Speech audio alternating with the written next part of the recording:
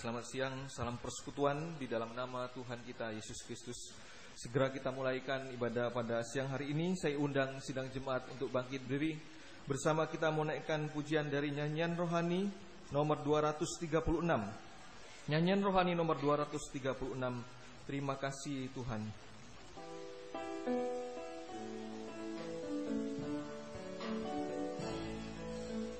Bapa, sejahtera-Mu melingkupi hidupku, kasih-Mu selalu baru di setiap waktu.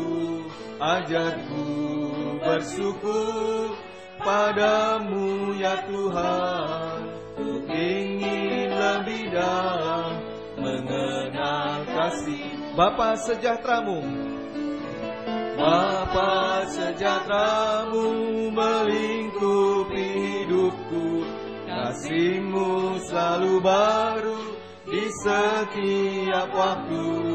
Ajarku bersyukur padamu ya Tuhan, ku ingin lebih dalam mengenal kasih-Mu. Kornya, terima kasih Tuhan. Kasih Tuhan atas kasih setia-Mu, sungguh indah dalam hidupku. Terima kasih Tuhan atas kasih setia-Mu, tiada lain yang ku inginkan, hanya kasih setia-Mu. Kornya, kami mohon dengan hormat Bapak Pendeta Muda Otniel berdoa membuka ibadah siang hari ini. Atas kasih setia-Mu, sungguh indah dalam hidupku. Terima atas kasih setia-Mu, tiada yang lain yang ku inginkan, hanya sekali lagi terima kasih Tuhan. Terima kasih Tuhan atas kasih setia-Mu, sungguh indah dalam hidupku. Terima kasih Tuhan atas kasih setia-Mu, tiada yang lain yang ku inginkan, hanya kasih setia-Mu. Terima kasih itulah Tuhan yang bisa kami naikkan kepadamu atas kemurahan yang Tuhan sudah limpahkan di tengah-tengah kami. Kami percaya jika pada pagi hari ini Tuhan berikan kemurahan kesempatan untuk dibawa dalam bait-Mu yang kudus, semua bukan karena kekuatan kami, tapi kami yakin merupakan kemurahan yang Tuhan limpahkan di tengah-tengah kami, sehingga Tuhan Engkau mampu mengerjakan hidup kami. Kami sadar kami tidak mampu apa-apa. Untuk itu Tuhan kami serahkan jalannya ibadah pada siang hari ini dalam tangan belas kasih-Mu. Biarlah Engkau mengurapi mulai hamba-Mu yang memimpin pujian musik internet, semua persembahan baik Tuhan, pujian-pujian yang kami persembahkan, kesaksian, biarlah semua Tuhan bisa memuji, memuliakan, mengagungkan, berbau harum di hadapan Engkau. Kami tidak bisa apa-apa, biarlah Engkau curahkan hadirat-Mu untuk bekerja menjamah, mengubahkan, menyucikan kehidupan kami. Kami serahkan sidang jemaat-Mu Tuhan yang dalam perjalanan.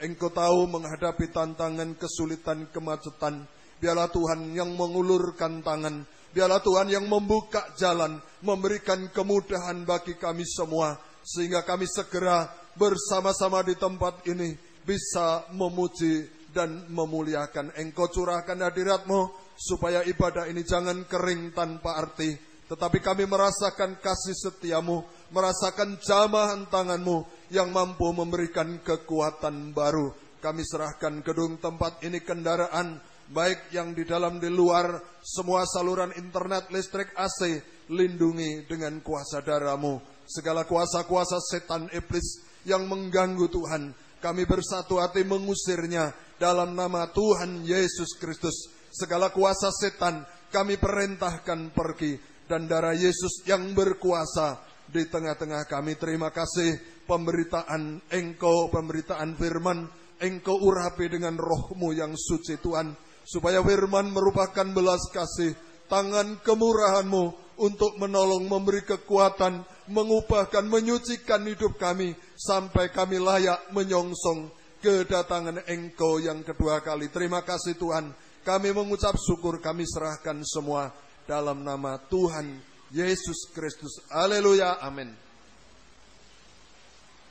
Puji Tuhan, kita mau sambung pujian kita dari nyanyian rohani nomor 392. Nyanyian rohani nomor 392.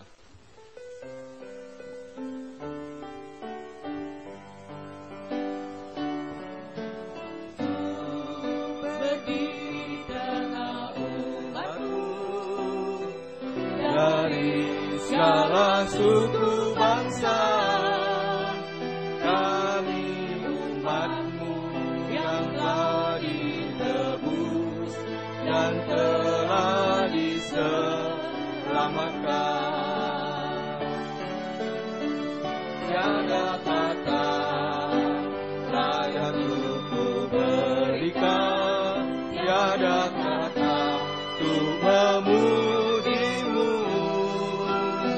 tapi Ku kan bersorak segenap hati dan kekuatanku. Haleluya, haleluya, bagi anak domba. Haleluya, haleluya, darahnya menyembuhkan setiap lidah, suku bangsa, semua makhluk dan pulau. Berikan glory, berikan hormat, pujian bagi anak domba. Kornya, haleluya, haleluya, haleluya, bagi anak domba. Haleluya, haleluya, darahnya menyatukan setiap lidah, suku bangsa, semua makhluk dan pulau. Berikan glory, berikan hormat, pujian bagi anak domba. Puji Tuhan, kita mau sambung pujian dengan satu pujian Tuhan yang tak terbatas.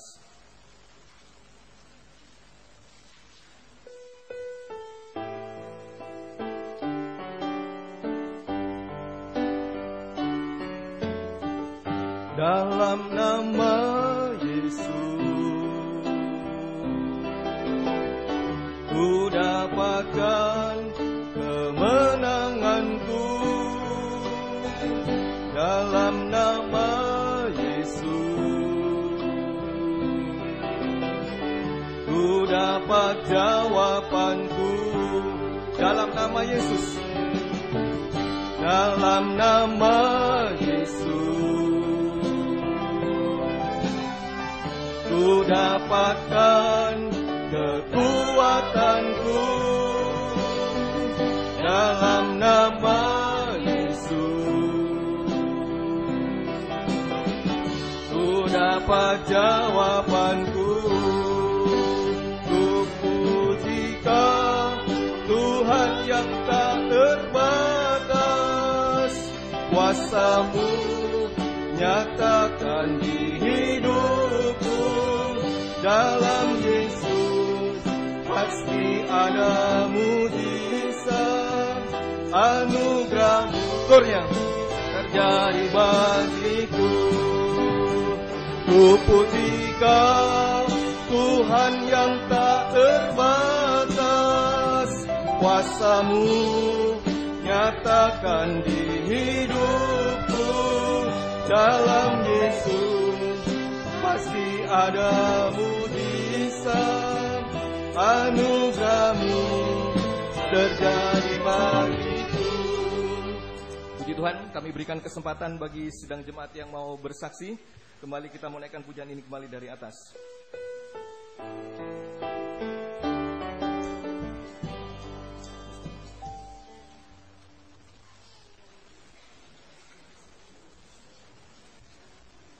Terima kasih atas waktu dan tempat untuk kami kami boleh menyaksikan cinta kasih Tuhan dalam diri saya. Itu Tuhan Yesus telah banyak memberikan kasih karunia-Nya pada saya, terutama setelah saya boleh ada di dalam tempat pengembalaan tempat ini. Yang pertama, saya mengucapkan syukur kepada Tuhan, dan yang kedua juga saya berterima kasih pada Bapak dan Ibu Gembala yang sudah memberikan dan menolong kami dalam doa penyautan kepada Tuhan. Yang boleh saya saksikan, yang pertama adalah salah satu adalah kesempatan untuk hidup kembali, untuk hidup dan perpanjangan umur. Pada waktu itu setelah 2 tahun saya digembalakan tempat ini, saya waktu itu tugas keluar kota, pergi ke Semarang. Yang terjadi di luar dugaan saya, waktu saya mau menyalip kendaraan, ternyata di depan kami dalam jarak 2-3 meter itu ternyata ada truk, dump truck, yang secara manusia saya sudah menyerah, saya nggak tahu apa-apa. Dan disitulah pertolongan Tuhan untuk saya untuk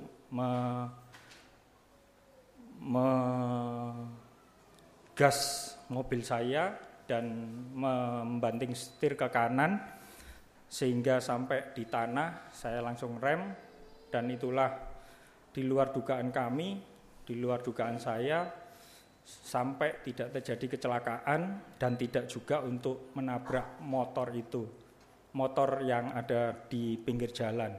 Itu terjadi saat saya mau merayakan hari kelahiran saya seminggu sebelumnya. Itulah yang begitu saya melihat perhatian Tuhan kepada saya. Terus yang kedua adalah di dalam pekerjaan saya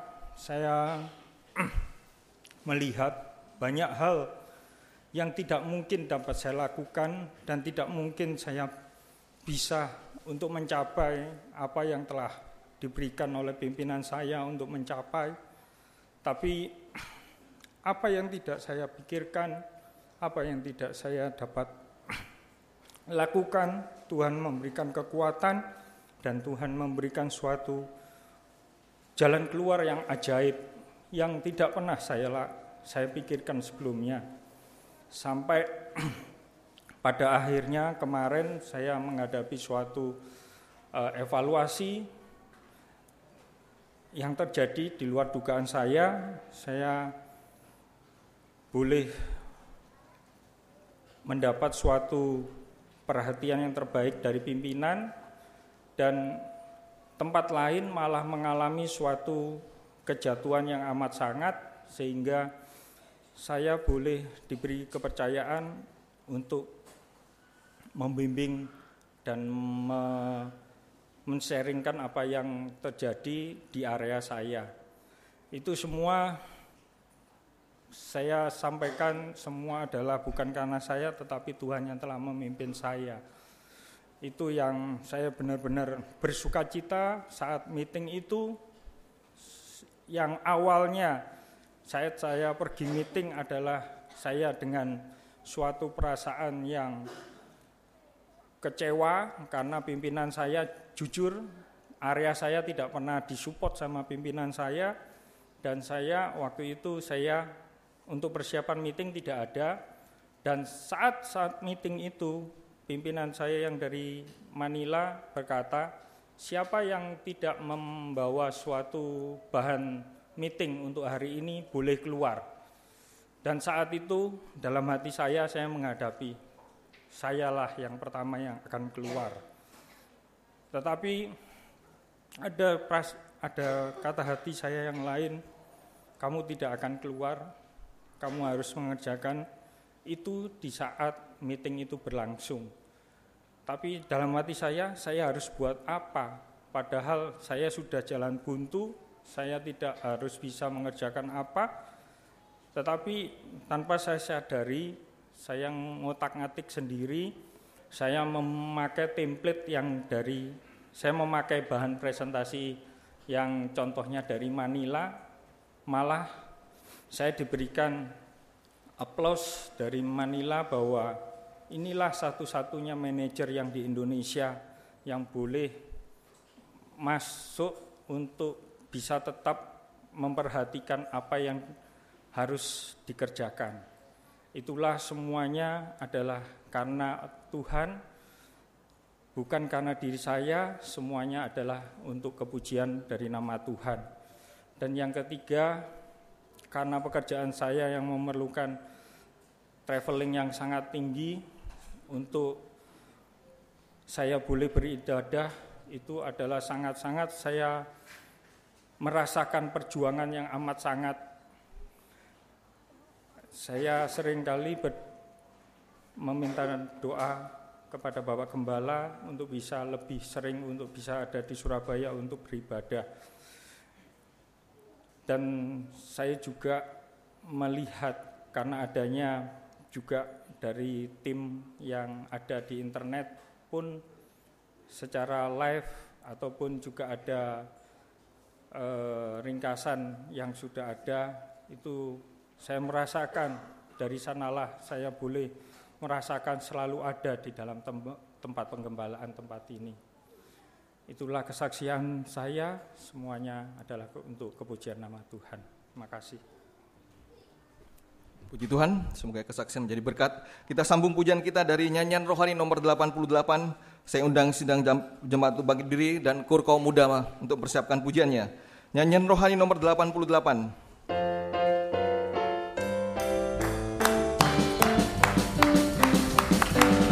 Damai yang diberikan sangat besar, damai yang jadikan hati gemar. Tuhan besertaku sepanjang jalanku, ku serahkan padanya Yesus Tuhan. Haleluya. Damai yang diberikan sangat besar, damai yang jadikan hati gemar.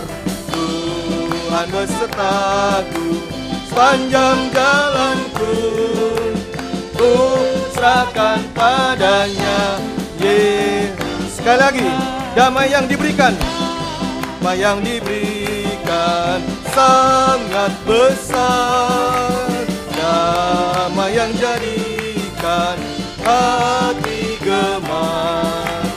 Tuhan besertaku sepanjang jalanku, ku serahkan padanya Yesus Tuhan. Silakan duduk kembali.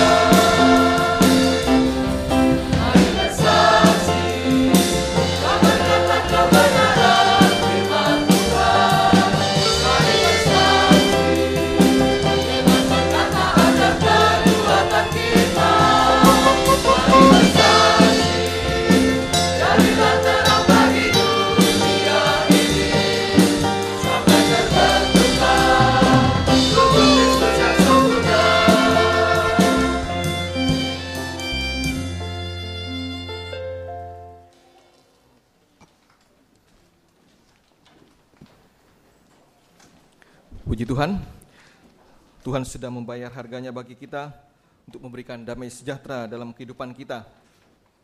Pesalus 174. Kemudian kita diberikan kesempatan untuk memberikan persembahan kita. Pesalus 174.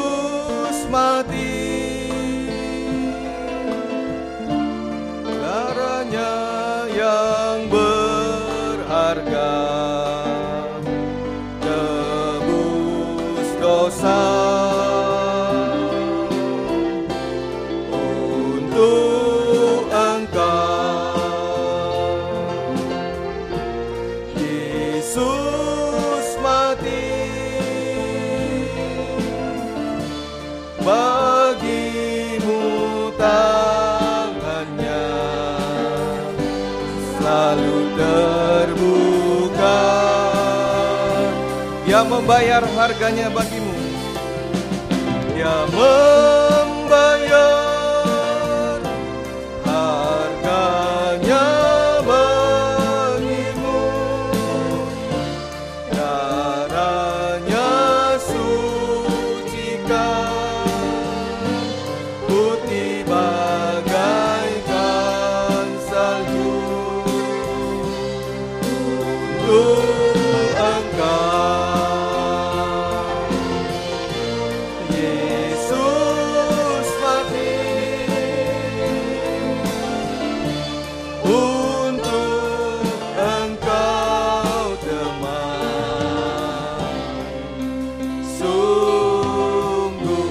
kedua, untuk engkau dia berikan. Untuk engkau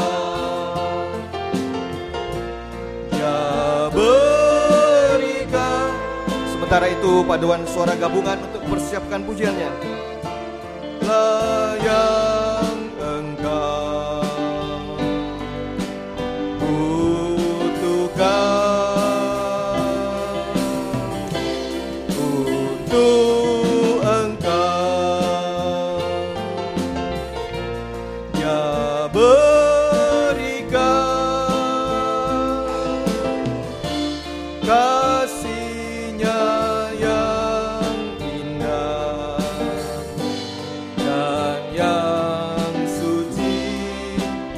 Tawarkan tempat perlindungan. Dia tawarkan tempat perlindungan, rahmat kemurahan, damai dan perhatian.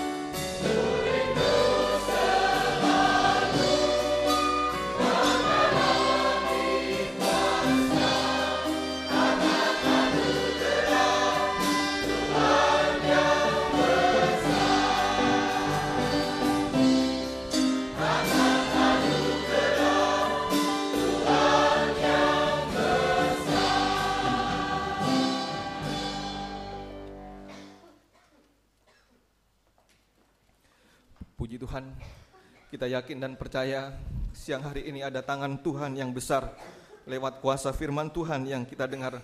Sebagaimana firman Tuhan pada Bible Study, jikalau kita boleh menghakimi diri kita sendiri, maka posisi kita ada di bawah kaki Tuhan. Saya undang sidang jemaat Tuban berdiri bersama kita naikkan Psalus 137. Psalus 137 kurnya saja.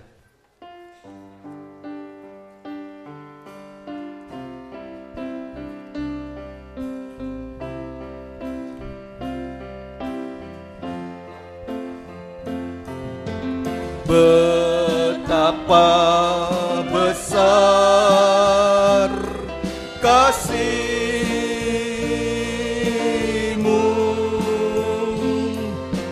betapa berkuasa firman-Mu.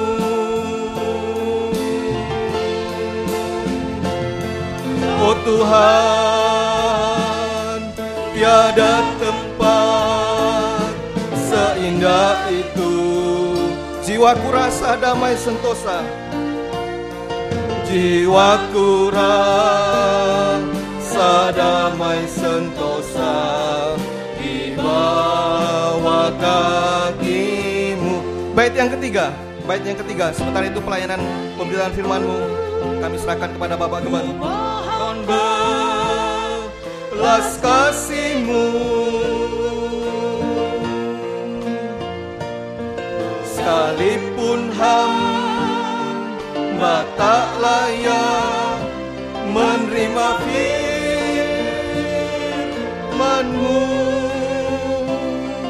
jika saja remah-remah Kau berikan padaku, ku percaya sangat berkuasa untuk menolongku. Kurnya kita mau angkat tangan kita. Betapa besar,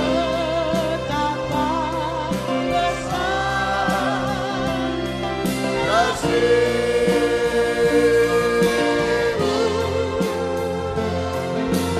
betapa berkuasa firman-Mu.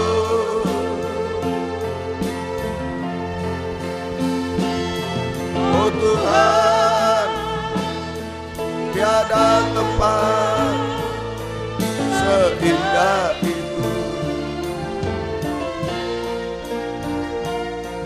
Jiwaku rasa damai sentosa di bawah kaki. Kita turunkan tur.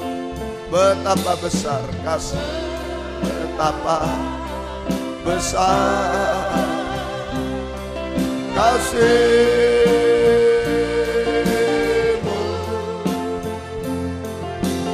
betapa berkuasa firman-Mu.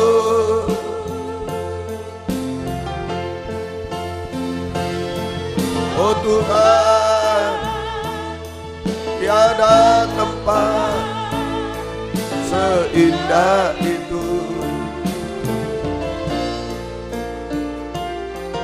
Jiwaku rasa damai sentosa. Oh Tuhan, tiada tempat seindah itu. Oh Tuhan, tiada tempat seindah itu. Jiwaku rasa damai sentosa di bawah kaki-Mu. Haleluya. Apapun yang sedang kami hadapi di dalam dunia akhir zaman yang sulit, yang jahat, najis ini Tuhan, Engkau sudah menyediakan suatu tempat terindah, terbaik bagi kami, yaitu selalu berada di bawah kaki-Mu Tuhan. Teristimewa saat-saat kami mendengarkan firman-Mu Tuhan. Sebab hanya firman-Mu yang menjadi jawaban atas hidup kami, firman-Mu yang menjadi pembuka jalan dalam kehidupan kami Tuhan. Nyatakan firman-Mu yang membuka jalan bagi kami, firman-Mu yang menyucikan, mengubahkan hidup kami sampai sempurna seperti Tuhan, sampai jalan ke surga terbuka bagi kami. Kami bersama Tuhan selama-lamanya. Urapi kami dengan kuat kuasa Roh-Mu yang suci mulai dari hamba untuk mampu menyampaikan firman dengan jelas, dengan benar dan murni, menyampaikan firman sesuai kehendak-Mu, menyampaikan firman dengan kasih sayang-Mu. Biarlah firman-Mu sungguh-sungguh pernyataan kasih-Mu di tengah kami, firman-Mu sungguh-sungguh pernyataan pribadi-Mu di tengah kami sekalian Tuhan. Terima kasih dan urapi pula kami semua, baik yang ada di sini, yang mendengar siaran langsung, radio, video, internet, dimanapun berada. Urapi semua Tuhan untuk mampu mendengar, mengerti, percaya, yakin akan firman, bahkan mampu mempraktekkan firman-Mu dalam setiap hidup kami. Sehingga sungguh nyata Tuhan saat ini firman dan Roh Kudus adalah jamahan tangan Tuhan atas hidup kami. Engkau mengubahkan, memuaskan, menolong kami, menghapus air mata, melakukan keajaiban bagi kami. Sungguh kami mengalami lawatan-Mu Tuhan, dan kami tidak akan ragu juga sedikit pun untuk mengangkat dua tangan kami kepadamu. Kami hanya menyembah-Mu, menyerahkan hidup kami, nikah buah nikah kami, pelayanan kami tidak mampu, menyerahkan pekerjaan, studi, masa depan, masalah-masalah, menyerahkan kesehatan kami, bahkan menyerahkan setiap detak jantung kami hanya dalam tangan-Mu. Peluklah kami, Engkau memberikan jaminan kepastian hidup sekarang, masa depan indah sampai kekal selamanya. Terima kasih Tuhan. Kuasa-kuasa iblis setan selalu mengganggu, menggoda, merintangi lewat roh ngantuk, roh najis, keras hati, main-main, kami usir semua. Dalam nama Yesus pergi, darah Yesus yang berkuasa. Tuhan tolong kami, Tuhan berkemurahan bagi kami semua. Dalam nama Tuhan Yesus Kristus kami sudah berdoa. Haleluya. Amin. Silakan duduk kembali.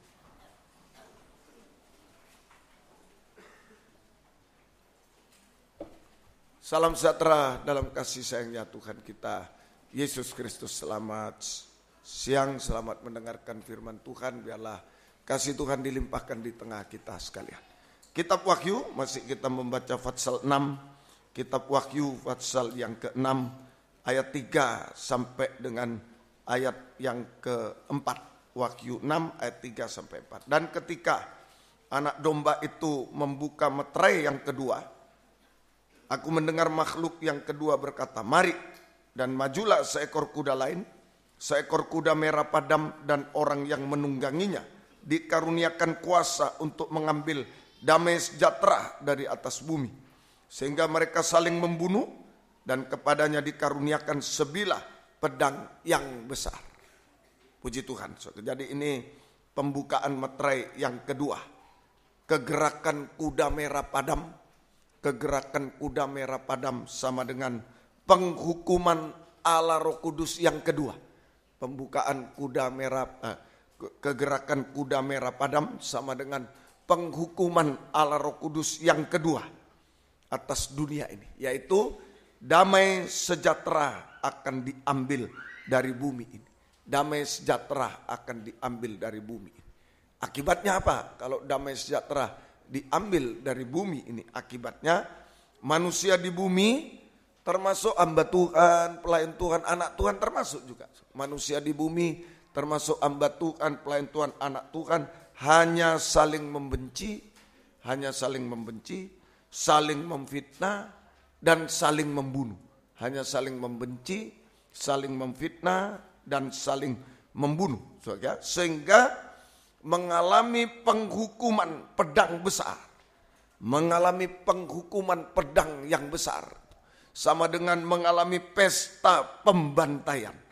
Pesta pembantaian sampai binasa selama-lamanya di neraka. Binasa selama-lamanya di lautan api belerang neraka itu. Tidak bisa masuk Yerusalem baru, kerajaan surga, sebab Yerusalem baru kota damai. Kalau tidak damai, hanya saling membenci, saling memfitnah, saling membunuh. Itu hanya akan mengalami hukuman pedang yang besar, pesta pembantaian di bumi ini sampai masuk neraka, masuk kebinasaan kekal di neraka. Tidak bisa masuk Yerusalem baru, kerajaan surga, kota damai sejahtera. Tidak bisa masuk di sana. Semoga kita mengerti. Nanti ada pekerjaan pedang besar, ya, pesta pembantaian. Tapi ada juga pekerjaan pedang firman, kesempatan ini untuk membawa pada pesta yang lain. Jadi ada 2 macam pesta yang akan terjadi, ya, di akhir zaman. Ada 2 macam pesta yang akan terjadi pada saat kedatangan Yesus kedua kali. Ada 2 macam pesta besar yang terjadi pada saat kedatangan Yesus kedua kali. Yang pertama Wahyu 19, kitab Wahyu pasal 19 ayat yang ke-9. Yang pertama Wahyu 19 ayat 9. Lalu ia berkata kepadaku, tuliskanlah, berbahagialah mereka yang diundang ke perjamuan kawin anak domba. Katanya lagi kepadaku, perkataan ini adalah benar, perkataan dari Allah. Jadi pesta yang pertama yaitu pesta kawin anak domba, perjamuan kawin anak domba. Perjamuan kawin anak domba, yaitu pertemuan antara Yesus yang datang kembali kedua kali dalam kemuliaan, bukan lagi sebagai manusia, tapi dalam kemuliaan sebagai kepala, raja segala raja, mempelai pria surga. Dengan siapa bertemu? Dengan sidang jemaat yang sempurna. Dengan gereja Tuhan, sidang jemaat yang sempurna, tubuh Kristus yang sempurna. Mempelai wanita surga di awan yang permai. Nah, ini disertai sorak-sorai haleluya.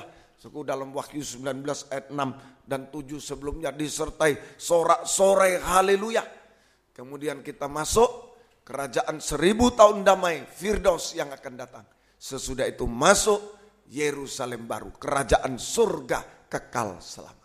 Ini perjamuan kawin anak domba atau pesta kawin anak domba. Ini pesta besar yang pertama. Soalnya di awan-awan yang permai. Yesus bertemu dengan kita di awan permai. Sesudah itu masuk 1000 tahun damai. Sudah itu masuk Yerusalem baru, kerajaan surga yang kekal. Siapa yang bisa masuk perjamuan kawin anak domba? Setiap kehidupan yang menerima pekerjaan firman yang lebih tajam dari pedang bermata 2. Pekerjaan pedang firman Allah. Setiap kehidupan yang mau mendengar dan dengar-dengaran pada firman yang lebih tajam dari pedang bermata 2 atau pedang firman, sehingga mengalami pekerjaan pedang firman, yaitu mendamaikan dia, memperdamaikan. Pekerjaan pedang firman ini memperdamaikan. Pedang kalau kena daging keluar darah, ada darah pendamaian, memperdamaikan kita. Artinya firman menunjuk dosa-dosa, firman menunjuk dosa-dosa sampai puncak dosa yang tersembunyi, sehingga kita bisa sadar, menyesal, sampai mengaku dosa kepada Tuhan dan sesama. Nah, sehingga kita mengalami pengampunan dosa. Pendamaian atas dosa-dosa. Tidak dihukum lagi. Mengalami pengampunan dosa, pendamaian dosa oleh darah Yesus. Oleh darah Yesus. Sehingga kita tidak dihukum. Nah, ini pekerjaan pedang firman. Harus keluar darah. Mestinya kita yang keluar darah. Tapi Yesus sudah keluar darah di kayu salib untuk mendamaikan. Kita keluar darah dalam arti penderitaan. Mengaku dosa itu menderita. Menyesal, sadar, mengaku dosa, mungkin menderita, malu, ini, itu. Tapi kita diampuni. Tidak dihukum, kita diperdamaikan. Diampuni dosa-dosa, diperdamaikan dosa-dosa oleh darah Yesus, sehingga kita tidak dihukum. Kemudian selanjutnya pedang firman menyucikan. Setelah memperdamaikan, menyucikan, potong dosa-dosa. Menyucikan dosa-dosa, kita tidak mengulangi dosa-dosa lagi. Itu penyucian. Kita tidak mengulangi dosa-dosa lagi. Disucikan. Tadi diampuni dulu, tangan mencuri diampuni dulu, ngaku dulu diampuni. Sudah tidak dihukum, dipotong. Penyucian, dipotong dosa-dosanya. Dipotong dosa-dosa. Kita tidak berbuat dosa, itu penyucian. Kemudian pembaruan, kalau cuma dipotong cacat.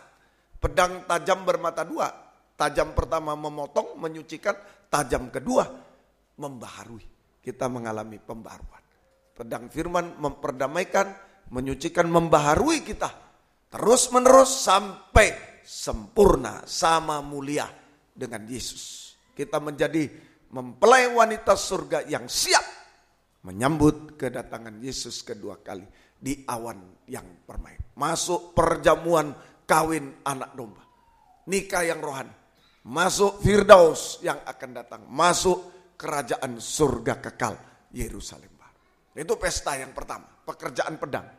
Pedang firman bekerja mulai sekarang. Harus terima pedang. Siapa saja yang mau terima pedang. Mau orang berdosa, mau orang siapa. Mau terima pedang firman. Kabar mempelai. Dia bisa didamaikan. Dia bisa disucikan. Dia bisa diubahkan sampai sempurna. Sampai layak menyambut kedatangan Tuhan kedua. Tapi ada pesta yang kedua tadi itu. Pedang besar. Bukan pedang firman. Sebilah pedang yang besar. Ini ya. Pesta pembantaian kedua, Wahyu 19 ayat 17, 18 dan 21. Wahyu 19, 17, 18 dan 21. Lalu aku melihat seorang malaikat berdiri di dalam matahari dan ia berseru dengan suara nyaring kepada semua burung yang terbang di tengah langit, katanya, "Marilah ke sini dan berkumpullah untuk turut dalam perjamuan Allah." Perjamuan yang besar, pesta yang besar juga sama. Perjamuan yang besar, pesta yang besar. Apa ini pestanya? Supaya kamu makan daging semua raja, daging semua panglima, tidak peduli raja, panglima, siapa aja. Daging semua pahlawan, daging semua kuda, daging semua penunggangnya, daging semua orang, baik yang merdeka maupun hamba, baik yang kecil maupun besar. Dan semua orang lain dibunuh dengan pedang yang keluar dari mulut penunggang kuda itu. Pedang besar tadi. Dikaruniakan pedang besar tadi itu. Penunggang kuda merah padam itu. Dan semua burung kenyang oleh daging mereka. Nah, ini yang kedua. Jadi perjamuan yang besar, yaitu sama dengan perjamuan yang besar di bumi ini. Nah, tadi di awan-awan. Perjamuan besar di awan-awan, perjamuan sekarang perjamuan besar di bumi ini. Sama dengan pesta pembantaian. Pesta pembantaian. Pesta pembantaian kepada manusia daging. Pesta pembantaian. Pesta pembantaian sampai kepada kebinasaan di neraka selama-lama. Semoga kita. Nah, siapa yang masuk? Siapa yang masuk pesta pembantaian?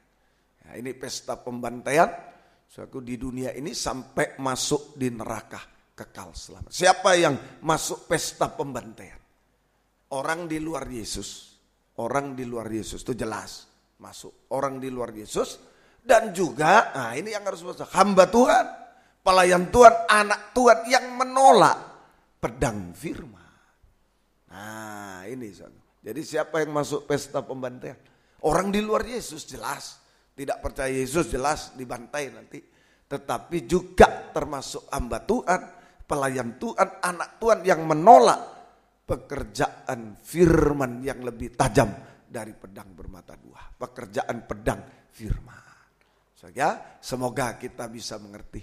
Nah, sama dengan, ya mungkin mau mendengar tapi tidak dengar. Ada yang menolak, tidak mau mendengar, tidak mau dengar-dengaran. Ada yang mendengar tapi tidak dengar-dengaran, sama. Tapi tidak dengar-dengar. Jadi yaitu kehidupan hamba Tuhan, pelayan Tuhan, anak Tuhan yang menolak pedang firman. Tidak mau dengar, tidak mau dengar-dengar. Tapi ada yang mendengar tetapi tidak taat, tidak dengar-dengar pada pedang firman. Sehingga tetap mempertahankan manusia darah daging dengan dosa-dosa sampai puncak dosa. Tetap mempertahankan manusia darah daging dengan dosa-dosa sampai puncak dosa. Yaitu dosa makan minum dan dosa kawin mengawinkan. Nah ini tidak mau menerima pekerjaan pedang firman, artinya tidak mau dengar, apa itu kabar mempelai terlalu cepat, terlalu lama, terlalu ini, terlalu keras, tidak mau. Atau mendengar, mungkin senang, seperti Herodes agak senang-senang mendengar firman, tapi prakteknya tidak mau. Nah, akhirnya ya membunuh Yohanes Pembaptis, begitu. Tidak dengar-dengaran sama saja. Akhirnya tetap mempertahankan manusia darah daging dengan dosa-dosa sampai puncaknya dosa. Semoga kita bisa mengerti. Semoga kita bisa mengerti. Ini manusia darah daging. Ketika bangsa Israel masuk ke tanah Kanaan, Tuhan berfirman pada mereka, jangan bergaul dengan orang-orang di Kanaan, bangsa yang ada di tanah Kanaan. Nah, ini ada 6 bangsa, itulah gambaran manusia daging dengan dosa-dosa sampai puncaknya dosa. Digambarkan seperti 6 bangsa di tanah Kanaan yang dihalau oleh Tuhan, gak boleh bergaul, yang dihalau. Jadi ini bentuknya orang yang hamba Tuhan pelayan yang menolak pedang firman itu. Tetap mempertahankan manusia darah daging dengan dosa sampai puncak dosa itu seperti 6 bangsa-bangsa yang ada di tanah Kanaan. Ulangan 34 ayat Keluaran 34 ayat 11 maaf. Keluaran pasal 34 ayat yang ke-11. Keluaran 34. Tetapi engkau berpeganglah pada yang kuperintahkan kepadamu pada hari ini. Pegang perintah Tuhan, pegang firman, pegang pedang untuk menghalau orang Kanaan. Lihat, aku akan menghalau dari depan orang Amori, orang Kanaan 2, orang Het 3, orang Feris 4, orang Lewi 5, dan orang Yebus 6. Jadi ini 6. Angka 6 itu manusia daging. Manusia darah daging yang mempertahankan dosa-dosa sampai puncak dosa seperti 6 bangsa, 6 bangsa yang dihalau Tuhan di tanah Kanaan. 6 bangsa. Coba kita pelajari, 1 bangsa Kanaan namanya. Ya, mari 6 bangsa tadi. Keluaran 34 ayat 11. Ya, orang Kanaan 1. Kanaan ini artinya beredar-edar, berpindah-pindah. Kanaan sama dengan itulah manusia daging, suka beredar, suka berpindah. Itu sama dengan daging liar, suka berpindah, suka beredar, suka berpindah-pindah. Daging liar sama dengan tidak tergembala, tidak tergembala. Nah ini sifat daging, yang harus dihalau, harus disucikan oleh pedang. Ya, suka beredar-edar, tidak tergembala, daging liar, suka berpindah. Amsal Fatsal 7, Amsal Sulaiman Fatsal yang ke-7. Seperti Esau terbukti berburu, akhirnya kehilangan semua. Ya, ini manusia daging. Seperti orang Kanaan, bangsa Kanaan. Seperti bangsa Kanaan. Ya, semoga kita mengerti. Amsal 7 ayat 10. Maka datanglah menyongsong dia seorang perempuan berpakaian sundal dengan hati licik. Cerewet dan lihat perempuan ini, kakinya tidak dapat tenang di rumah. Tidak bisa tenang di rumah, pindah-pindah terus. Sebentar ia di jalan, sebentar di lapangan, dekat setiap tikungan ia menghadang dan seterusnya. Ini kehidupan yang tidak tergembala. Tidak berada di kandang penggembalaan, rumah penggembalaan, tidak berada di kandang penggembalaan.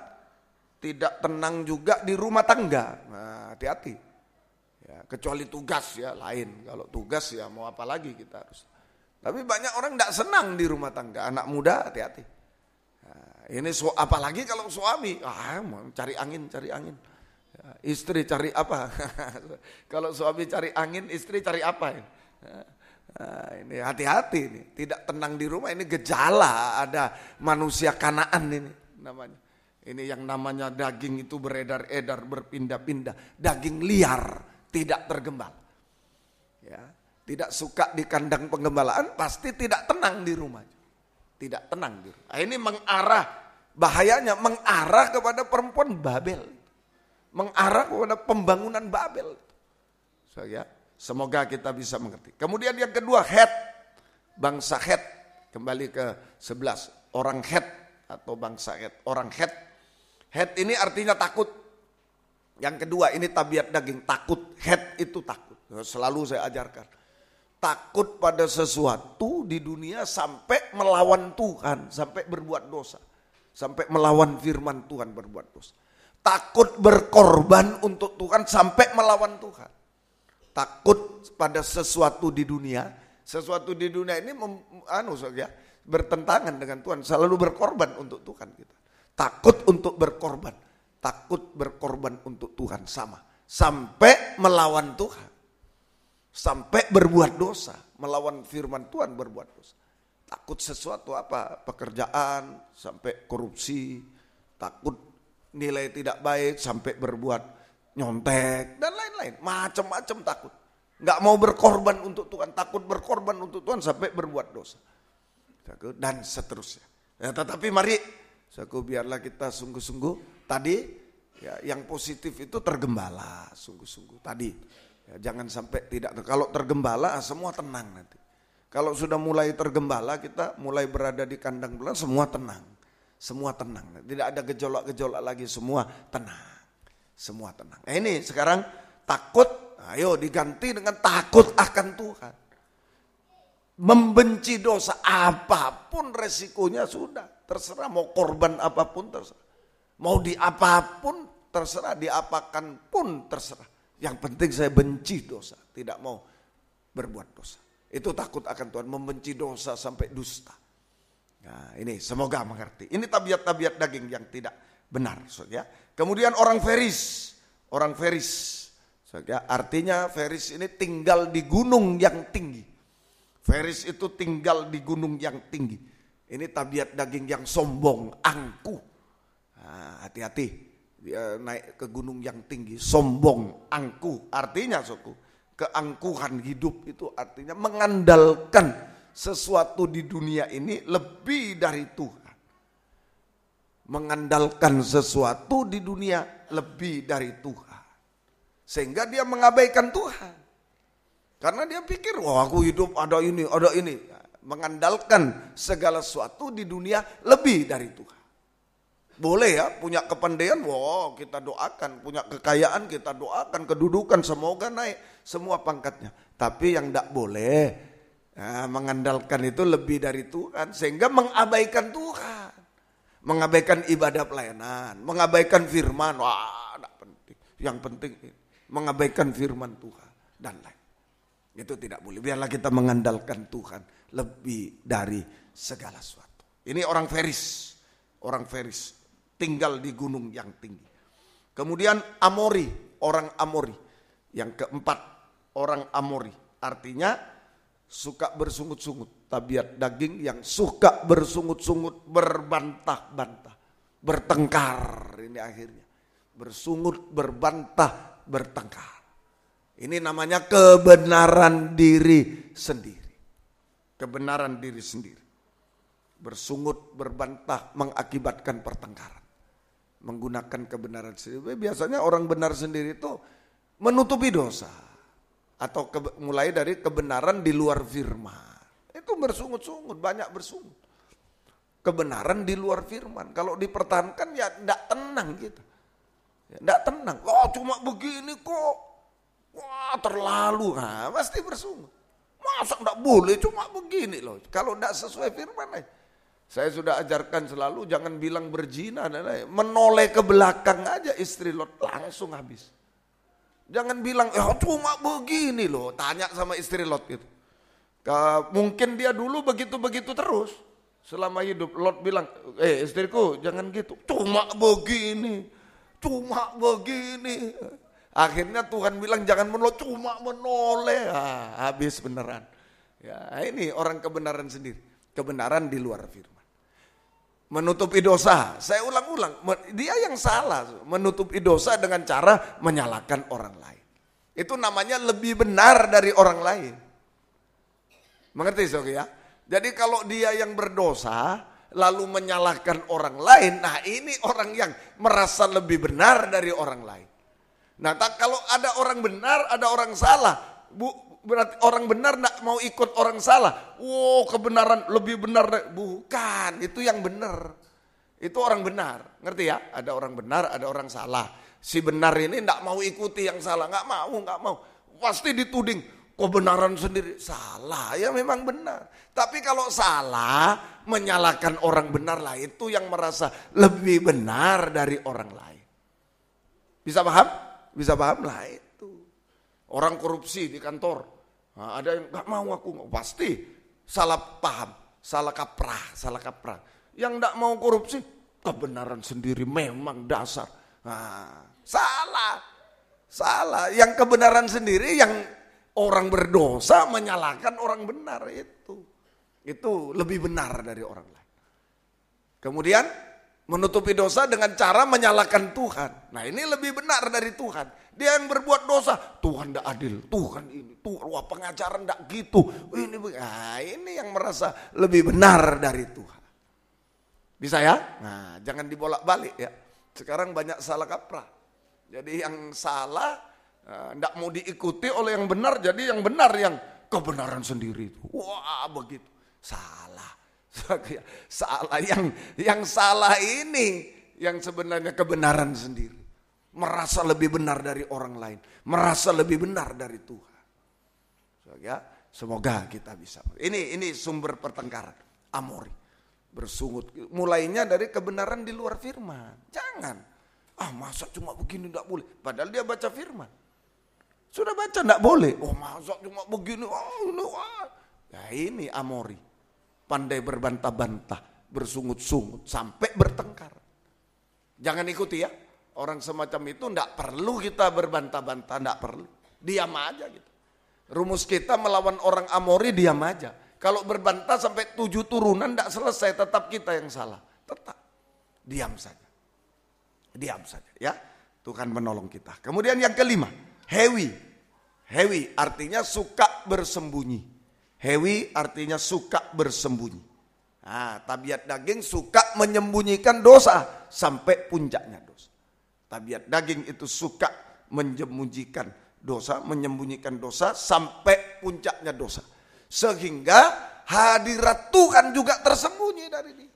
Tidak pernah dijamah Tuhan, tidak pernah dilawat Tuhan, kering rohani. Dia tidak bergairah dalam perkara rohani. Kering rohani itu tidak bergairah dalam perkara rohani. Itu kering rohani. Jadi suka menyembunyikan dosa-dosa sampai puncaknya dosa. Itu orang hewi. Sehingga hadirat Tuhan tersembunyi bagi dia. Tidak pernah mengalami lawatan tangan Tuhan. Tidak pernah mengalami lawatan Tuhan. Tidak pernah mengalami jamahan tangan Tuhan. Tidak pernah mengalami itu semua. Semoga kita bisa mengerti. Kering rohani. Kering.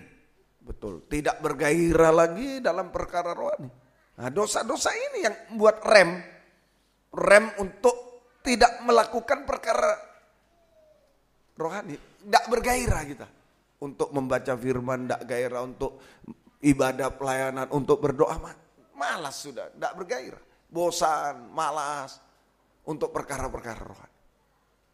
Biarlah kita, ayo kalau ada pedang firman menusuk kita, ayo kita akui dosa. Begitu kita ngaku, sadar, nyesal, ngaku, darah Yesus membasuh dosa, kering ditetesi darah, gairah lagi perkara rohani. Bergairah perkara rohani. Rasul Paulus itu sebagai contoh. Dia mengakui, aku dari manusia berdosa, aku yang paling berdosa. Begitu dia ditetesi darah, aku mau lebih giat dari semua. Aku mau lebih giat dari semua. Lebih mengasihi Tuhan. Seperti Tuhan bilang, waktu perempuan mengurapi dia, perempuan berdosa, Tuhan bilang, semua menuduh, waduh Tuhan ini gimana dijamah orang berdosa. Tuhan bilang, kalau siapa yang paling banyak diampuni dosanya, itulah yang paling lebih mengasihi Tuhan. Ayo, kesempatan ini bagi kita. Bukan berarti lomba-lomba banyak-banyakan dosa, enggak. Tapi berlomba-lomba untuk mengalami pengampunan. Semakin kita merasa, aduh saya ini banyak dosa, tapi diampuni, ayo ditetesi darah kita akan bergairah lagi dalam perkara rohani. Akan lebih giat daripada yang lain. Lebih bekerja keras daripada yang lain. Karena kasih karunia Tuhan. Karena setetes darah Yesus. Semoga kita bisa. Kalau sembunyi kering, tidak ada pertolongan, tidak ada apa-apa. Kering rohani. Enggak mengalami jamahan tangan Tuhan. Enggak ada kebahagiaan, enggak ada pertolongan sampai kebinasaan. Tuhan tolong kita. Kemudian yang keenam, terakhir, Yebus. orang Yebus, artinya diinjak-injak, hina. Nah, Yebus ini artinya diinjak-injak, sama dengan hina. Jadi manusia yang hina adalah, kalau manusia, sesama manusia menilai manusia ini kurang pandai, tidak pandai, hina, yang pandai hebat. Itu pandangan manusia. Tapi pandangan Tuhan, Yebus diinjak-injak manusia. Hina adalah manusia yang jatuh bangun dalam dosa. Jatuh bangun dalam dosa. Nah, maaf, seperti anjing menjilat muntah. Sudah dimuntahkan, jilat lagi, ini jatuh bangun dalam dosa. Seperti babi balik dimandikan, balik ke kubangan. Kembali ke kubangan. Nah ini ya, seperti anjing babi. Sangat tidak berharga di hadapan Tuhan. Sangat hina di hadapan Tuhan. Semoga kita bisa mengerti. Jadi ini 6 bangsa yang ada di tanah Kanaan. 6 ini menunjukkan manusia darah daging yang berdosa sampai puncaknya, yang mempertahankan kehidupan, yang mempertahankan manusia darah daging yang berdosa sampai puncaknya dosa. 6 itu tadi. Nah, kita harus hati-hati. Soalnya mulai dari Kanaan, di cikal bakalnya di sini tidak tergembala, itu sudah sulit. Kalau daging tidak dikandangkan, binatangnya tidak dikandangkan, wah sulit, kita mau cari, mau deteksi sulit sekali. Ya, oh ya, lagi makan rumput di situ. Nah, kita masuk rumah, loh sudah tidak ada. Jangan-jangan sudah ada temannya dia ngajak ke sana. Nah, sulit. Tapi kalau di kandang aman kita. Aman semuanya. Ayo, nomor 1 ini. Jangan jadi orang Kanaan beredar. Ayo masuk kandang. Sungguh-sungguh. Dari situlah daging yang liar ini sudah bisa dibendung. Amin. Nah, diharapkan 5 yang lain sudah bisa diatasi lewat penggembala. Tapi kalau tidak tergembala, 6 ini akan menyerang kita. Betul-betul. Sampai tampil seperti anjing babi. Hina. Tidak ada harga sama sekali di hadapan Tuhan. Binatang haram tidak ada hubungan sama sekali dengan Tuhan. Anjing babi itu binatang haram, tidak boleh dipersembahkan pada Tuhan.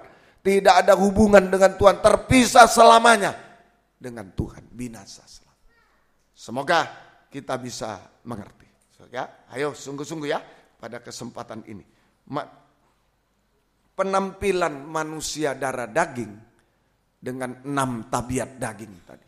Penampilan manusia darah daging yang berdosa dengan 6 sifat tabiat daging seperti anjing babi itu sama dengan orang yang sakit ayan.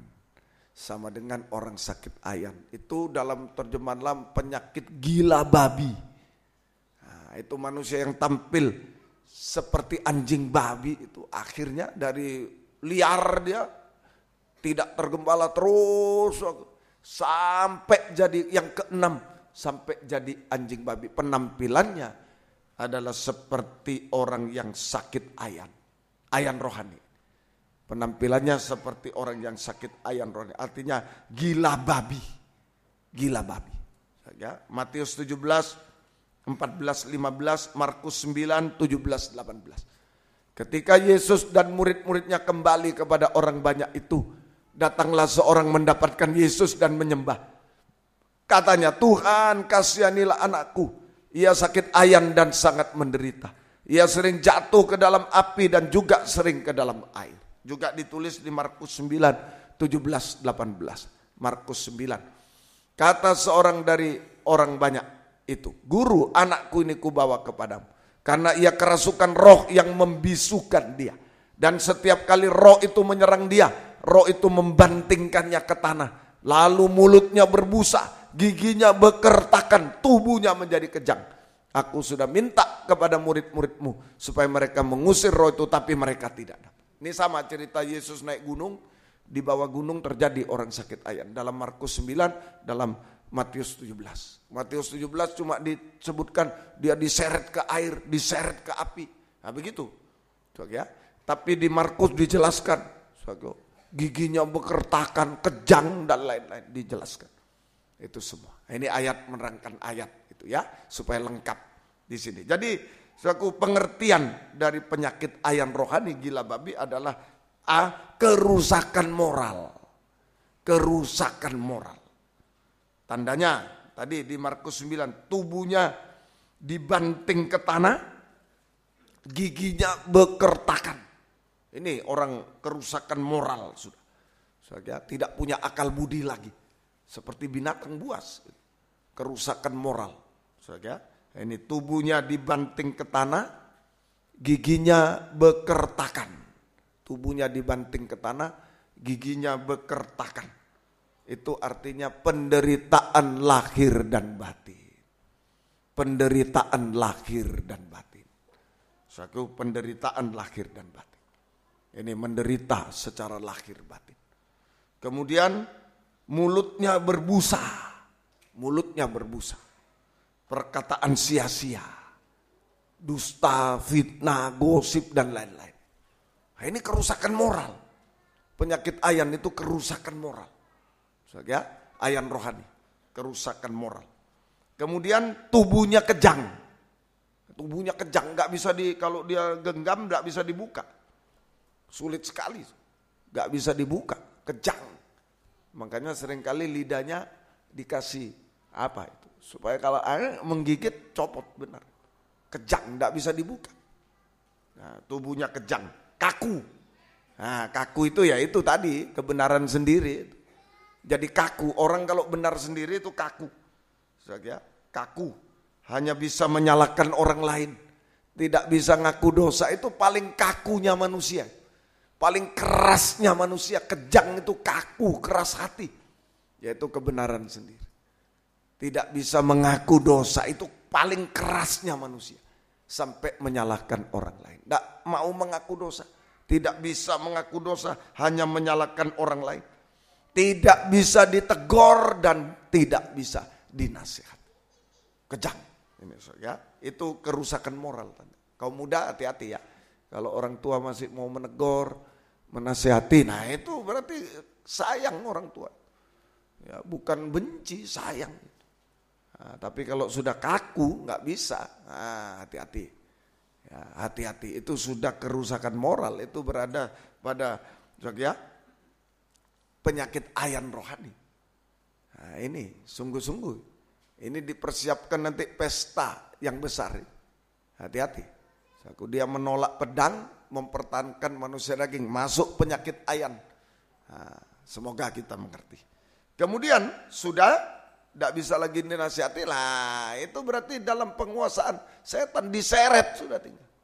Sudah dia tidak berdaya apa-apa, ditegur tidak bisa, dinasihati, dia tinggal diseret. Diseret ke dalam api dan air. Tanda kedua. Tanda pertama kerusakan moral sudah. Tidak bisa gerak lagi dia. Kemudian kedua diseret ke dalam api dan air. Api diseret ke dalam api artinya api hawa nafsu daging. Api hawa nafsu daging yang mengarah pada dosa makan minum dan dosa kawin mengawinkan. Ke situ sudah. Kalau sudah rusak moralnya tidak mampu lagi dia. Ditegur, dinasihati tidak bisa. Hanya menderita lahir batin dan seterusnya. Diseret ke dalam api dan air. Ke dalam api yaitu dosa makan minum dan dosa kawin mengawinkan.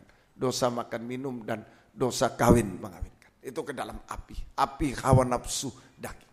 Hati-hati. Ini sekarang banyak ini terjadi dosa makan minum, merokok, mabuk, narkoba. Ini sudah terjadi. Dan juga dosa kawin mengawinkan.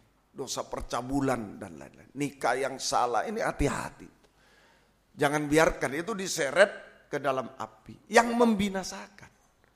Jadi mohon maaf ya kalau cerita penyakit ayan ini memang kalau dia jatuh ke api tidak rasa apa-apa. Nggak bisa kalau orang normal, wah, ya baru gini, wah lari. Tapi kalau orang ayan, nggak bisa, ya sudah dipanggang. Nah begitu juga kalau sudah moralnya rusak, akal budi rusak, ya sudah dibawa ke api, ya sudah pasrah. Padahal itu api neraka. Nah, api kebinasaan. Sudah pasrah, dia tidak bisa. Ayo, selama kita masih bisa dengar pedang firman, ada pertolongan tuh. Tuhan mau tolong kita. Diseret ke dalam air, juga air kesegaran dunia, kepuasan dunia. Diseret ke dalam air, kesegaran dunia, kepuasan segera, kepuasan dunia. Apa? Tidak setia lagi sama Tuhan. Nah, itu namanya diseret. Sudah tidak mampu dia. Sudah tidak mampu. Yakobus 4 ayat 4. Yakobus pasal 4 ayat yang keempat. Yakobus 4 ayat. Hai kamu orang yang tidak setia. Tidakkah kamu tahu bahwa persahabatan dengan dunia adalah permusuhan dengan Allah? Jadi barang siapa hendak menjadi sahabat dunia ini, yang menjadikan dirinya musuh Allah. Hati-hati ya. Nah, Tuhan ingatkan juga kepada Israel, kalau kamu masuk kota, masuk negeri Kanaan, kota Kanaan, jangan dimakan kota. Nah, jangan dimakan kota. Nah, ini banyak orang dilibas oleh kota. Terutama kami yang dari desa-desa ini. Ya, masuk ke kota, sekolah ini tahu-tahu sudah dilibas. Yang dilibas bukan sekolahnya pinter. Yang dilibas ya ibadah pelayanannya kepada Tuhan. Itu yang dilibas, dibikin tidak setia. Nah, ini berarti sudah masuk ke air mau tenggelam. Kalau sudah tidak setia dalam ibadah pelayanan, itu tenggelam rohaninya. Mulai tenggelam dia. Kalau tidak setia, dengarkan kaum muda kita semua. Kalau sudah tidak setia dalam ibadah pelayanan, itu diseret masuk ke dalam air sudah tenggelam. Sudah tenggelam. Seperti Petrus tenggelam, sudah tenggelam. Nah, mulai tenggelam dalam air. Kalau dibiarkan binasa selamat. Sama, diseret ke api hawa nafsu, mulai terbakar dia. Dia tidak sadar sudah terbakar. Karena rusak moralnya, tidak sadar. Saraf-sarafnya rusak, tidak sadar. Tidak rasa panas lagi. Sampai betul-betul di api neraka. Ini air tenggelam di lautan api belerang neraka juga. Sudah mulai tenggelam, merosot semua. Sampai tenggelam di lautan api belerang neraka selamat. Semoga kita bisa mengerti. Ya, ayo. C, ini pengertian penyakit ayan. Kerusakan moral, satu, tidak bisa dinasehati dan lain-lain. Nah, ini saja. Yang kedua, yaitu diseret ke dalam api air, api hawa nafsu, air kesegaran dunia, tidak setia lagi dalam ibadah pelayanan, bahaya. Apalagi hamba Tuhan, bagaimana itu? Nah, kita harus hati-hati ya. Kemudian C, masalah yang tidak pernah selesai atau mustahil. Masalah yang tidak pernah selesai atau mustahil. Ini adalah penyakit ayan, gila babi dalam arti rohani. Masalah yang tidak pernah selesai, bahkan mustahil. Dibawa ke murid-murid kemana, tidak bisa. Ya, ke tabib-tabib sampai ke murid-murid pendeta-pendeta tidak bisa. Masalah yang tidak pernah selesai, bahkan mustahil.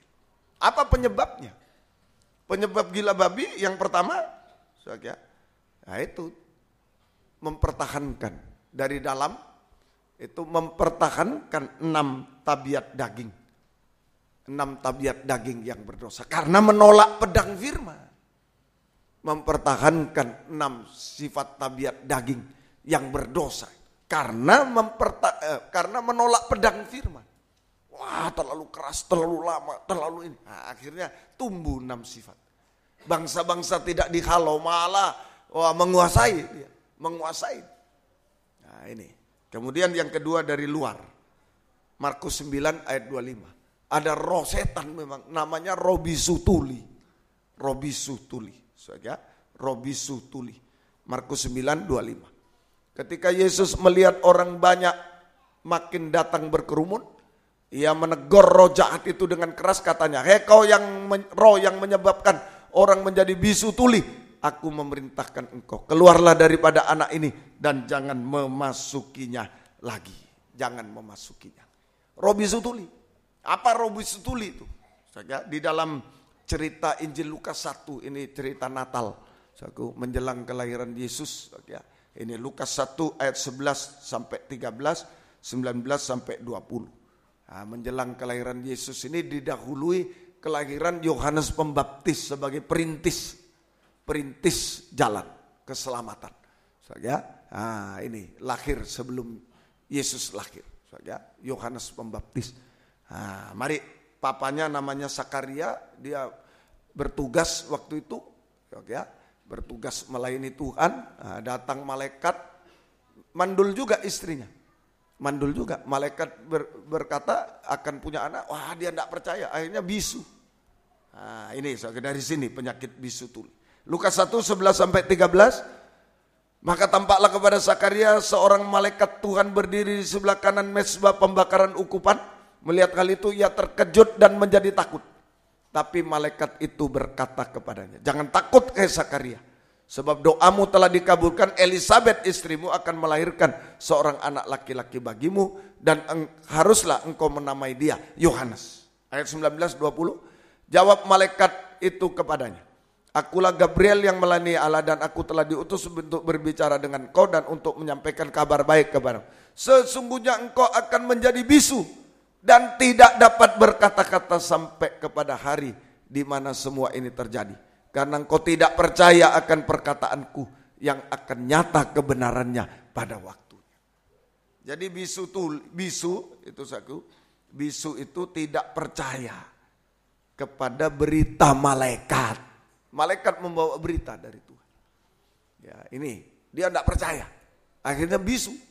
Karena kamu tidak percaya, oh mana bisa, istriku mandulku mana bisa. Nah ini, karena kamu tidak percaya kamu bisu. Jadi bisu artinya sekarang tidak percaya pada berita malaikat. Berita malaikat itu sekarang, kalau dulu malaikat Gabriel datang. Kalau sekarang malaikat adalah gembala sidang jemaat. Malaikat sidang jemaat itu gembala. Berita malaikat firman penggembalaan. Firman pengajaran yang benar yang diulang-ulang makanan. Banyak yang tidak percaya. Tidak percaya pada berita malaikat, firman penggembalaan. Kemudian tuli, tidak mau mendengar. Namanya tuli tidak bisa mendengar, nggak mau mendengar dan tidak mau dengar-dengaran pada berita malaikat, pada firman penggembalaan. Pada firman bisu tidak percaya pada firman penggembalaan. Bisu itu lidah, bisu. Tidak percaya pada firman. Akhirnya maaf aku, lidahnya seperti anjing, menjilat muntah, bukan menjilat firman, bukan menjilat roti, menjilat muntah, ya gosip, ya itu namanya tidak percaya pada firman penggembalaan. Ada di dalam kandang, Yudas ada di dalam kandang, tidak percaya. Jadi mulutnya gosip, Yesus digosipkan dengan ahli Taurat dan lain-lain. Nah ini tidak percaya, tidak percaya itu lidah seperti anjing. Tidak menjilat roti tapi menjilat muntah perkataan-perkataan. Itu bahaya. Kalau tuli tidak mau menerima firman penggembalaan, tidak taat, tidak dengar-dengaran. Tidak taat, tidak dengar-dengaran. Seperti babi. Tidak ada rem. Orang tidak taat itu tidak ada rem. Mau apa saja berbuat, ya berkecimpung dalam dosa. Seperti babi dimandikan kembali ke kubangan. Berkubang dalam dosa. Tidak ada rem dia. Tidak ada rem. Kalau tidak dengar-dengaran itu seperti rem blong. Tidak ada rem. Nabrak sana, nabrak sini, nabrak sana. Tidak ada rem. Nah, ini seperti anjing babi, gila babi, penyakit ayan. Semoga kita bisa mengerti. Semoga kita. Nah di sini jelas. Yang diserang bisu tuli dulu ada gembala. Zakaria ini gambaran sekarang ya seorang gembala, seorang hamba Tuhan. Nah hati-hati, saya didoakan.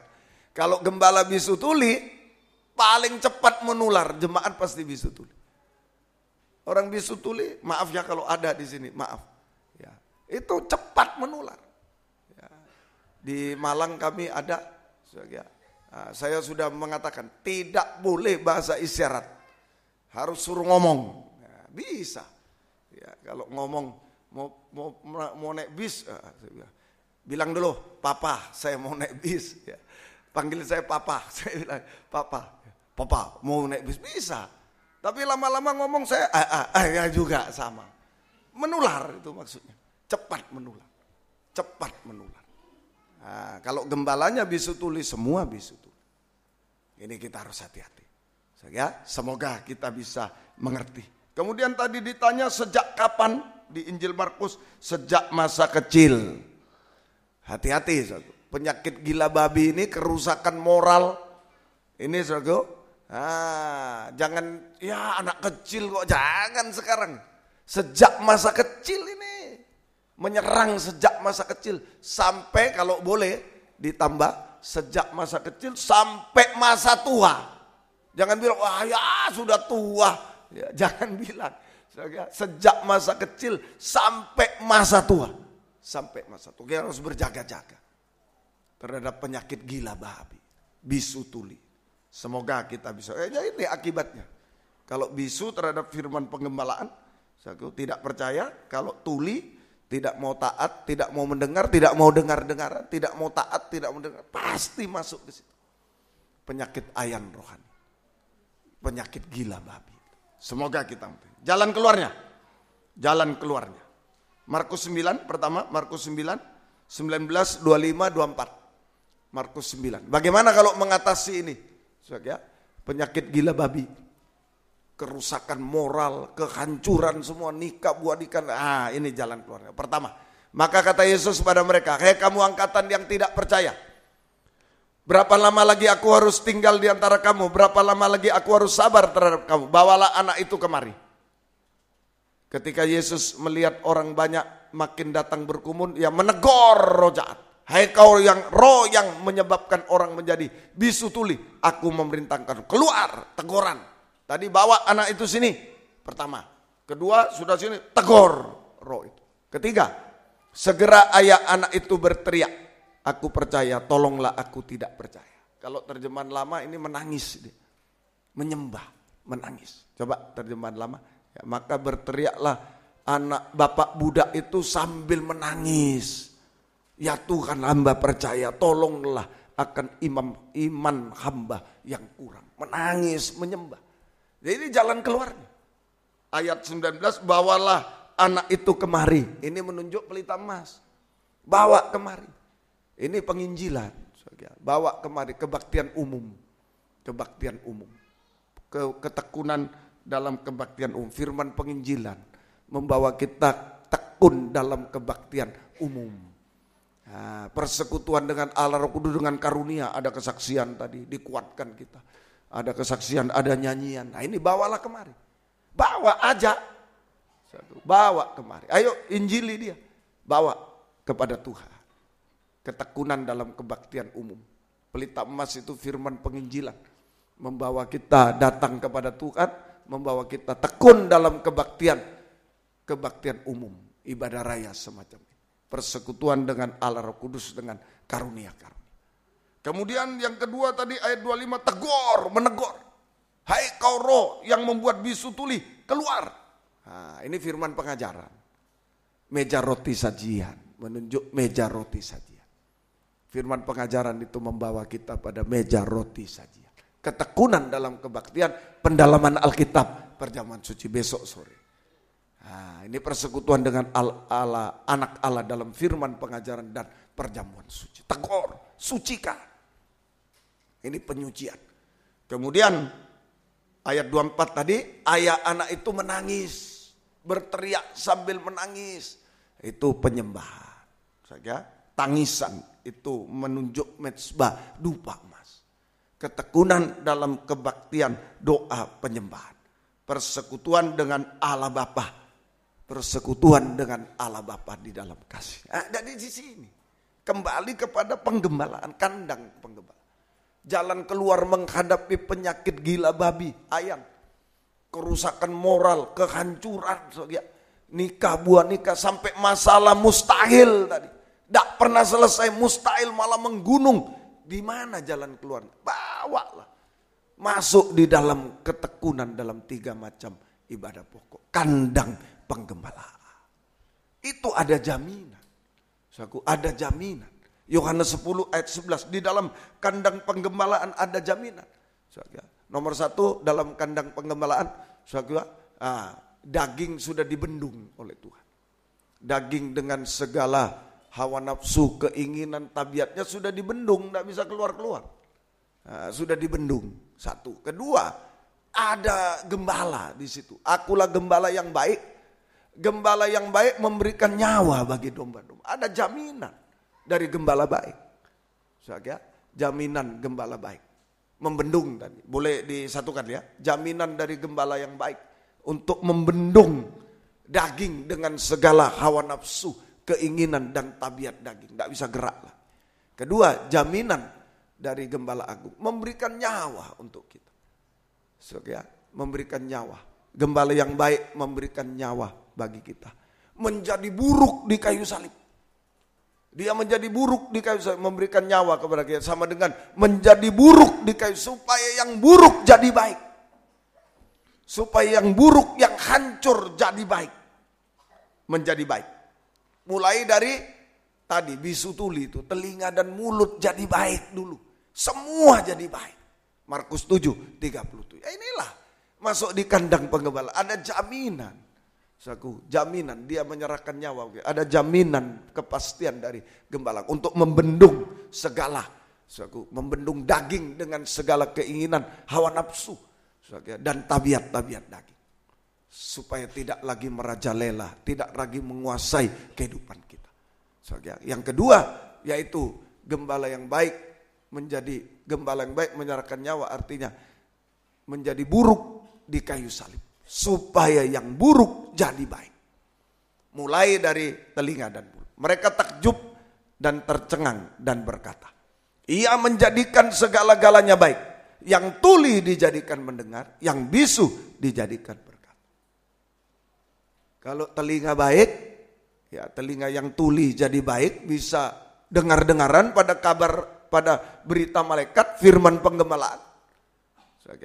Kemudian mulut yang bisu jadi baik, mulut yang bisu percaya kepada firman penggembalaan. Di situ semua jadi baik. Ayo, telinga dan mulut ini, kalau ini baik, sudah semua jadi baik. Percaya, percayalah. Mungkin kita hebat dan lain, tapi kalau telinga dan mulut tidak baik, satu waktu akan terjadi yang baik jadi buruk.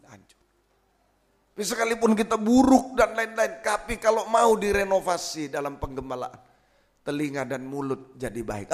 Berangsur-angsur, yang buruk jadi baik. Sudah ditanggung Yesus di kayu salib. Ya, saya sudah menerangkan seringkali bagaimana dia di kayu salib menjadi buruk seperti anjing babi, seperti setan. Ya, Petrus sudah sama-sama dengan setan. Kalau Yesus tidak menanggungnya semua, Petrus tidak bisa kembali seperti semula. Yesus sudah buruk seperti setan dia sudah. Wah, dianggap gini-gini sudah. Seperti anjing babi dianggap orang jahat, orang najis, orang sudah semua dia tanggung. Supaya yang buruk jadi baik. Kita juga. Kaum muda mungkin sudah terlanjur masa depan kurang baik atau ini, ayolah. Solusinya masuk di kandang penggembala. Sudah kita dibendung, jangan lagi liar daging ini. Yang kedua, yang buruk mulai diperbaiki oleh Tuhan. Amin, diperbaiki. Tidak ada jalan keluar. Sampai baik, semua baik. Semua baik, bahkan nanti sempurna seperti Yesus. Semua baik sampai sempurna. Masa depan berhasil indah baik sampai sempurna seperti Yesus. Ini cara pertama. Solusi pertama. Yang kedua, solusi kedua. Yaitu Matius 17 ayat 21. Matius 17 ayat 21. Jenis ini sama ceritanya ya. Mulai ayat 14 nanti baca di rumah tentang penyakit ayan. Jenis ini tidak dapat diusir kecuali dengan berdoa dan berpuasa. Nah ini, saya agak lengah juga nak ngajak berpuasa ini ya. Ayo berpuasa nanti Selasa Malang, Rebu sini ya. Nah, baik, jenis ini tidak dapat diusir kecuali dengan berdoa dan berpuasa. Jenis ini tidak bisa diusir kecuali dengan berdoa dan berpuasa. Berdoa dan berpuasa. Mesti ditanyakan nanti ke Pak Hadiah. Kalau Rebu bisa dari pagi, ayo kita pagi. Ada hari libur enggak? Enggak ada ya? Enggak ada ya? Kamis. Aduh, Kamis ya. Ya, atau nanti saya lihat, kan besok masih pengumuman ya, tenang ya. Saya rindu juga pagi, ayo. Kamis datang semua boleh ya. Nanti sorenya di Malang. Ya. Baik, nanti kita atur ya. Baik, ayo kita berpuasa. Jenis ini jelas tidak bisa diusir kecuali dengan berdoa dan berpuasa. Berdoa dan berpuasa. Ya, berdoa. Apa doa puasa? Merobek daging yang sangat keras, sangat kuat daging. Nah, doa biasa enggak bisa, doa tambah doa puasa. Nanti Selasa depan doa semalam di Malang. Di sini belum boleh kalau doa semalam. Tak tahu kalau doa puasa sudah bisa enggak ini. Ya, kita mulai ya. Nanti saya ajak Lempinel seberapa yang datang, ayo kita berdoa puasa. Tambah. Tambah. Nah, semoga gitu. Ini daging yang super keras. Doa biasa enggak bisa, tambah puasa. Harus tambah puasa. Nah, ini harus ini. Jenis ini tidak bisa loh. Jenis ini tidak bisa diusir kecuali dengan doa dan puasa. Doa dan puasa ini harus. Semoga kita bisa mengerti apa itu yang sangat keras ini, daging ini. Markus 9, 22, 23. Bapaknya ini. Bapaknya yang sangat keras. Apa? Tidak percaya itu. Markus pasal 9 ayat 23, 24, 23. Jawab Yesus. 22 boleh tadi, bagus. Mari 22. Ya. Dan seringkali roh itu menyeretnya ke dalam api atau ke dalam air untuk membinasakannya. Sebab itu jika engkau dapat berbuat sesuatu, tolonglah kami dan kasihanilah kami. Jawab Yesus, katamu jika engkau dapat, tidak ada yang mustahil bagi orang percaya. 24. Nah, segera ayah anak itu berteriak, aku percaya, tolonglah aku yang tidak percaya. Nah, jadi segala masalah apa saja sumbernya dari hati yang bimbang, tidak percaya. Ini kepala ini, suami ini, bapak ini kepala dari istri dan anak. Kalau bapak bimbang, tidak percaya, ya istri dan anak goyah sudah. Terkapar sudah. Terkapar. Ayan, anaknya Ayan, istrinya enggak tahu. Jangan-jangan apa lainnya. Ini mohon maaf ya, inilah kami ini. Bukan berarti cuma bapak, semua hati yang bimbang, yang tidak percaya. Ayo pada kesempatan ini yang indah, tolonglah aku yang tidak percaya. Saya merobek daging yang bimbang, tidak percaya. Menjadi percaya dan mempercayakan diri sepenuh hanya kepada Tuhan. Mengulurkan tangan kepada Tuhan, berserah dan berseru kepada Tuhan.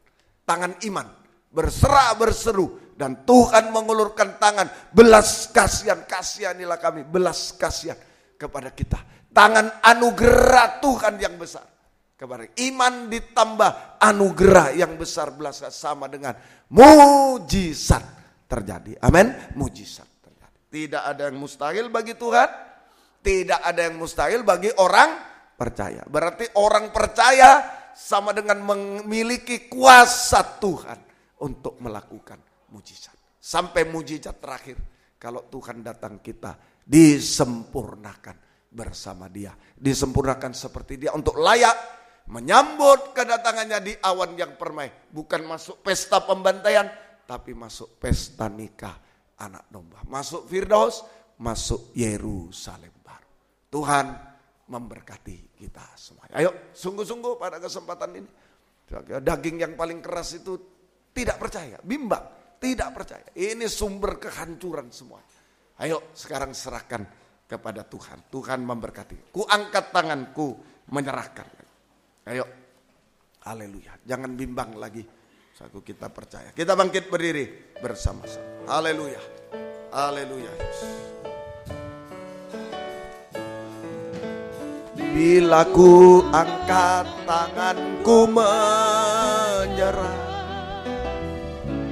Dia akan turun tangan membela. Sebab Tuhan baik, sungguh baik, mujizatnya akan dinyatakan. Bila ku angkat tanganku menyerah, Dia akan turun tangan membela. Sebab Tuhan baik, sungguh baik, mujizatnya akan dinyatakan. Ku angkat tanganku menyerahkan semua beban hidupku padanya. Ku angkat tanganku menyerahkan, ku Ku tahu pasti Dia bukan jalan. Ku angkat tanganku menyerah semua beban hidupku padanya. Haleluya, haleluya. Tanganku menyerah. Ku tahu pasti Dia buka jalan dengan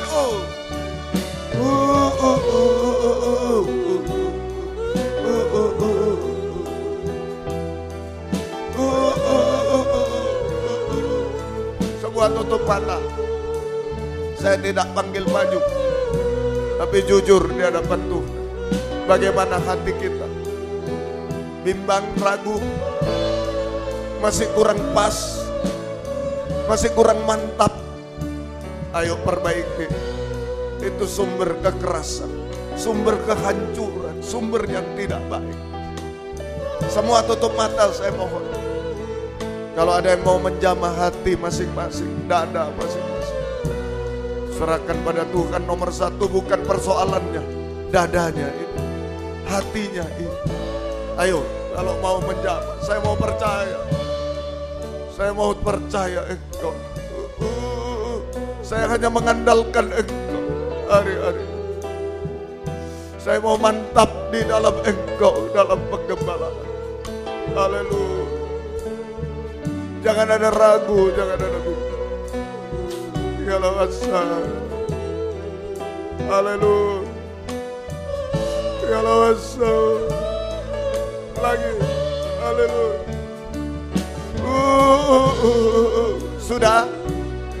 Sudah mantap. Kalau sudah mantap, ayo tinggal ulurkan tangan kepada. Mohon belas kasih dengan tangan iman. Dia ulurkan tangan belas kasih, mujizat terjadi.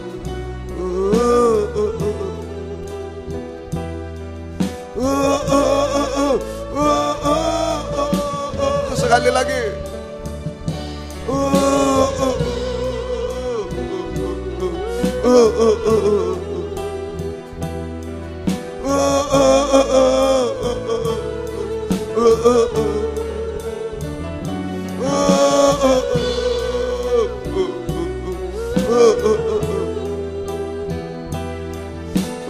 Mungkin suami tidak tahu, istri, anak, orang tua, Tuhan yang tahu. Kita sembah Dia. Haleluya. Haleluya. Haleluya. Yesus, haleluya. Haleluya.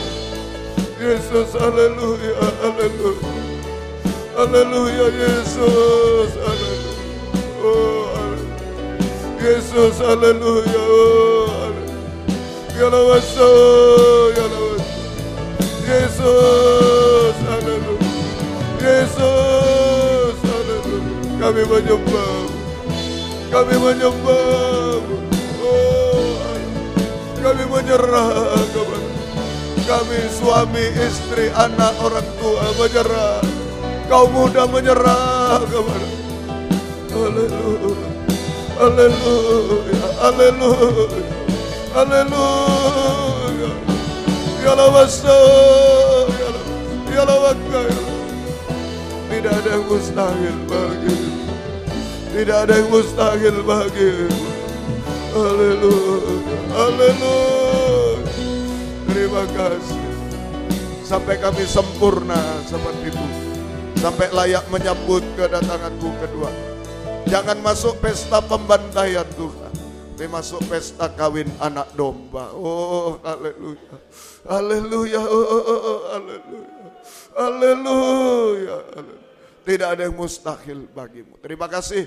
Turunkan tangan. Tetapkan firman-Mu dalam hidup kami. Dalam nama Yesus. Haleluya. Amin.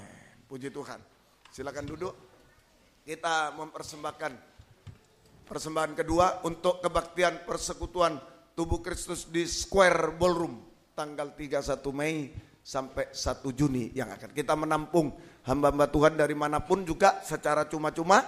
Ya, kita memberikan yang terbaik bagi Tuhan. Kalau mau pribadi di amplop silakan, di amplop untuk kebaktian di Square Ballroom. Tuhan memberkati kita semua.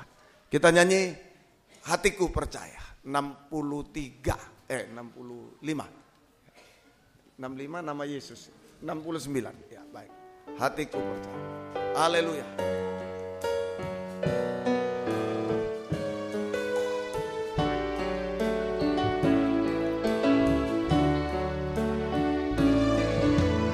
Saat ku tak melihat jalanmu, saat ku tak mengerti rencana, namun tetap ku pegang janjimu. Pengharapan hanya padamu, hatiku percaya,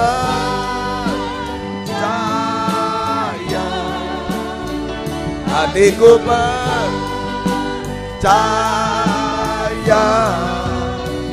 hatiku percaya, selalu ku percaya. Sekali lagi, hatiku percaya, hatiku percaya, hatiku percaya, selalu ku percaya. Puji Tuhan. Kebaktian kita besok sore 5:30 pendalaman Alkitab perjamuan suci.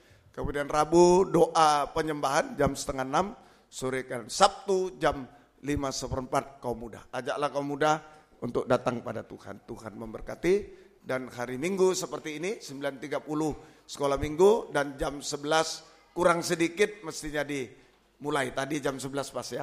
Karena ada pameran pawai. Bukan pameran pawai. Ya.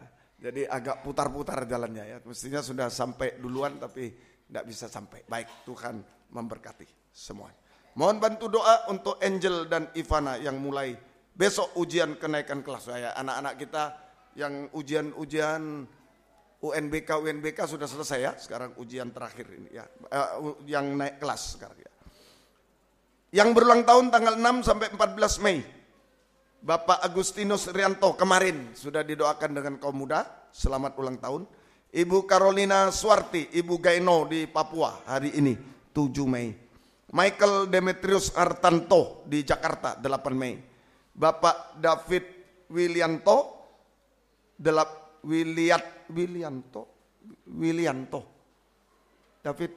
Willianto, iya 8 Mei.